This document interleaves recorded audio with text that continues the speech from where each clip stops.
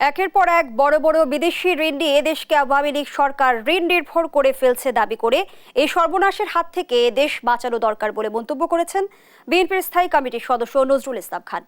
বলেছেন, লজ্জার মাথা খেয়ে সরকার জনসমর্থন নিয়ে ক্ষমতায় আছে দাবি করলেও জনগণের ভয়ে আছে বলেও মন্তব্য করেছেন তিনি। বাংলাদেশ লেবার পার্টির প্রতিষ্ঠাতা মাওলানা আব্দুল মতিনের ২৮তম মৃত্যুবার্ষিকী উপলক্ষে জাতীয় প্রেস ক্লাবে গণতন্ত্র ও ভোটাধিকার প্রতিষ্ঠায় জাতীয় ঐক্য শীর্ষক আলোচনায় অংশ নিয়ে এসব মন্তব্য করেন তিনি। বলেন, প্রবাসী বাংলাদেশিরা কয়েক দেশে মিলে যে পরিমাণ অর্থ দেশে পাঠায় তার চেয়েও বেশি অর্থ বাংলাদেশে অবস্থানরত ভারতীয়রা তাদের দেশে নিয়ে গেলেও সে বিষয়ে কোনো ব্যবস্থার আগ্রহ নেই সরকারের।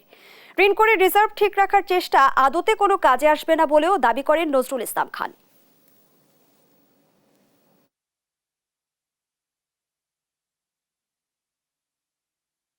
13 বিলিয়ন, প্রত্যেক মাসে পেমেন্ট দিতে হবে 5 বিলিয়ন।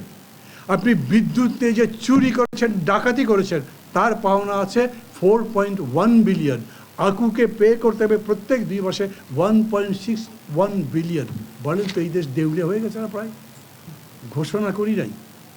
এখন চাপাবাজি কেবল ওবায়দুল কাদের করে, বাকি সব কথা বন্ধ আছে। না কিছু লোক বোঝে না, এমনি কা কা করতে থাকে, বলতে থাকে, কা কা করছে, করতেই আছে।